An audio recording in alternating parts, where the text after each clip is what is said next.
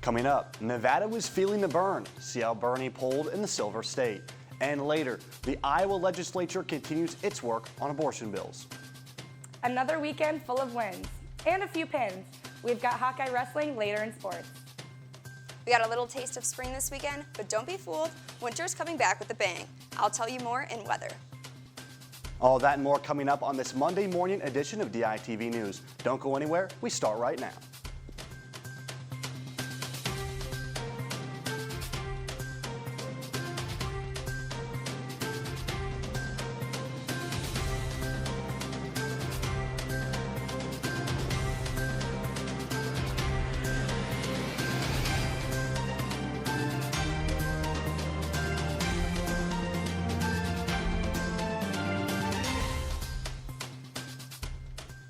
Good morning and thank you for tuning in. I'm John Rawson. Coming off a spirited debate this past week, the Nevada caucuses were as important as ever to gauge which candidates are taking the lead in the polls.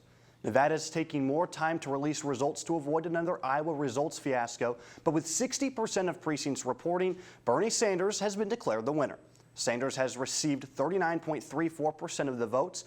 Coming up behind him is former Vice President Joe Biden with 18.56% and Mayor Pete Buttigieg just below 18.5% of the votes. Senator Elizabeth Warren and Amy Klobuchar round out 4th and 5th. New cases on the coronavirus are spreading across Europe, causing countries to shut down borders and quarantine certain regions. In a Friday panel, Associate Provost and Dean of Iowa International Programs Russ Ganem said since the University of Iowa is a medical campus, it has the resources and emergency protocols in place to handle a coronavirus outbreak. Brooks Jackson, who is the Vice President for Medical Affairs, gave a presentation to the regents basically confirming that we have everything that we need to handle a situation such as this. As of fall 2019, University of Iowa has over 1,300 international students from China. Ganem said the university will see the effects of the coronavirus on international student enrollment. We can't recruit in China now because the country is basically closed. So there will be repercussions. I mean, even if the situation stabilizes from a medical point of view, from an academic standpoint and a cultural standpoint, we will see less exchange between the United States and China for, I think, at least a year and a half. 98% of coronavirus cases remain in China. There has not been a confirmed case of the virus in Iowa. But I'll tell you what was confirmed. Amazing weather this weekend. We'll throw it over to Melissa to see if that continues. Thanks, John. Like I said, winter is coming back with a bang, which means it's going to snow. Eastern Iowa is under a winter storm watch starting tonight and going until Wednesday. Cedar Rapids, Iowa City, and Waterloo are going to get hit the hardest by the snowstorm with around 6 to 8 inches of snow. So that's not going to be good. So let's take a look at what it's going to be like before it starts snowing today. We're going to have a high of 43 degrees with cloudy skies and some mild winds around 14 miles per hour. As we head into tonight, the temperature will drop to 32 degrees and that winter storm watch begins and we could see around 1 to 3 inches overnight. Now let's take a look at the extended forecast. Tomorrow, we have a high of 35 degrees and a low of 25 with an 80% chance of snow, and we could expect to see 1 to 3 inches during the day and 1 inch overnight into Wednesday. On Wednesday, it will be partly cloudy with a high of 29 and some strong winds around 23 miles per hour. On Tuesday, it will be partly cloudy with a high in the upper 20s, and on Friday, it will be sunny with a high in the mid-20s, and this weekend on Saturday, it will be sunny with a high in the low 30s. Iowa City, it's time to get your snow boots out because a lot of snow is coming. John, back to you. The Iowa legislature is continuing its work on the abortion amendment.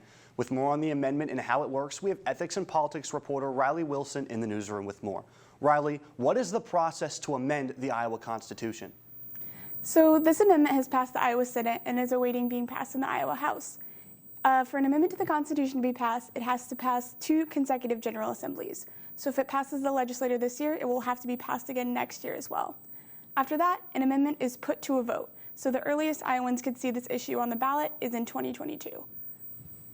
What effects will this amendment have if passed by voters? It's not totally clear what the effects of this amendment would be, but it would pave the way to pass tighter restrictions on abortion. Some Democratic lawmakers told me they're concerned that this amendment could lead to the passage of a 6-week ban on abortion like the heartbeat bill we saw a few years ago, or a total ban on abortion. Republicans said that this amendment allows voters to make their voice heard on the issue of abortion rather than having the precedents set by the court. Either way, public opinion polling on the issue in Iowa is very close, with 52% of Iowans identifying as pro-choice in 2014. So either way, a vote on this issue will be very close. That was Riley Wilson live in the newsroom. To read more on this story, head over to dailyiowan.com. But now we're going to head over to sports with more on Hawkeye Wrestling. Thanks, John. The temperatures are on the rise, but unfortunately that means winter sports are coming to an end. Basketball has a few more games left, but last night the Iowa wrestling team hosted their last home dual meet of the season. The crowd was stellar once again as these fans set an NCAA wrestling record for most duels with more than 10,000 in attendance. And it didn't take long for them to get their money's worth as we start with Spencer Lee. Lee controlled the match early, but the turning point was when Lee hit him with that signature tilt to get 4 back points. Lee looked like a man on a mission trying to get his revenge, and he went on to win 12-3 over the 4th-ranked Piccinini. Big wins were a theme of the duel as Iowa's 2nd-ranked Austin DeSanto was hot out of the gate. DeSanto turns Oklahoma State's Reese Whitcraft and gets a huge pin in just 2 minutes and 38 seconds. All of the momentum was in Iowa's favor as they went on to win 34-6. It wasn't quite a shutout, but it was a dominating performance, no doubt. And both Iowa programs are highly familiar with dominating performances since they both are well-known powerhouses in the sport of wrestling. With more on their rivalry and this historic match, we go to DITV Sports reporter Tanner Desplank for more. In a battle between two of the most historic programs in the sport's history, Iowa defeated Oklahoma State by the biggest margin since 1995. The Hawkeyes had a 28-point margin victory, which ties for the 4th largest in the series against the Cowboys. This match marked the 54th all-time meeting between the two schools, who have a combined total of 57 NCAA championship wins, 34 from Oklahoma State and 23 from Iowa. The Hawks traveled down to Stillwater last year, where the Cowboys shot down Iowa's undefeated season, and Nick Piccinini pinned Spencer Lee, but things went a little bit differently in this matchup. I mean, I wish I wrestled a highly ranked guy every match. I could care less. It's just, the way the draw and, go out there, do my thing, and wrestle hard. I mean, he's a good competitor. I mean, last year he beat me one time, and, so we know we got to get ready to go, even though you got to get ready to go for every match no matter what, because it's the next one, and that's the biggest match you've ever seen, right? Because it's the next one. Both schools' next match is in their respected conferences tournament, where they are both projected to take home the gold. Reporting from Carver Hawkeye Arena, Tanner Desplank, DITV Sports. With this victory, Iowa completed its 22nd undefeated season at Carver Hawkeye Arena. While the wrestling regular season is ending, things are just heating up for the tennis teams.